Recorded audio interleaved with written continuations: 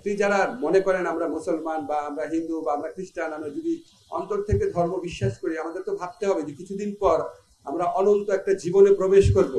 খুব দুঃখ লাগতো আমার, আপনারা অনেকে ঢাকা ইউনিভার্সিটি স্টুডেন্ট আছেন, হঠাৎ করে ঢাকা ইউনিভার্সিটি দেখলাম যে উদ্ভট রঙের 20-24 তলা বিল্ডিং নির্মাণ শুরু হয়ে গেল। আমি ফুলা রোডে থাকি, দেখেন কি কুৎসিত কয়েকটা বিল্ডিং ওখানে তোলা হয়েছে। একদম যায় না, ঢাকা ইউনিভার্সিটির সাথে যায় না বিল্ডিং গুলা। আমরা সবসময় জানি ইসলামে মসজিদ শুধু নামাজের জায়গা না, মসজিদ কিন্তু একটা সমাজ ব্যবস্থা আছে। সেখানে মসজিদের মধ্যে ধর্মীয় শিক্ষা হয়, মসজিদের মধ্যে অনেক আলোচনা হয়, মসজিদের মধ্যে অনেক বেনেভোলেন্ট কাজ হয়। এই মসজিদটা যেন শুধু নামাজের সময়টা ব্যবহৃত না হয়। মসজিদ কিন্তু অনেক কিছু, মসজিদের বিরাট বড় একটা স্পেস থাকে, অনেক কিছু করার স্কোপ থাকে, সেটা যেন হয়। আমাদের তো জীবনে দুইটা পর্যায় আছে, একটা হচ্ছে ইহজাগতিক জীবন, আর একটা হচ্ছে পারলৌকিক জীবন। আমাদের ইহজাগতিক জীবনে, আমি যেহেতু আইনের স্টুডেন্ট, এই জন্য আমার কাছে মনে হয় সবচেয়ে ইম্পর্টেন্ট বিল্ডিং হচ্ছে সুপ্রিম কোর্ট ভবন। আবার আমাদের পারলৌকিক জীবনের ক্ষেত্রে আমরা যদি ভাবি, সবচেয়ে ইম্পর্টেন্ট একটা স্থাপনা হচ্ছে মসজিদ। তো এই একই আঙ্গিনায় এই দুইটা খুবই ইম্পর্টেন্ট স্থাপনা থাকবে।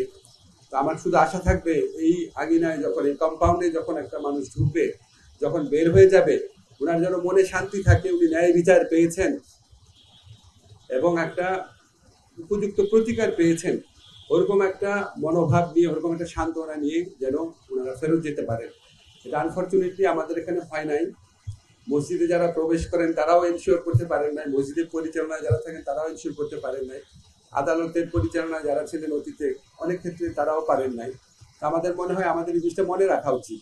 মানে আমরা যে ধর্ম পালন করি, এটা তো মানে খুব মিন করে করতে হবে, এটা তো সবার বিশ্বাস রাখতে হবে।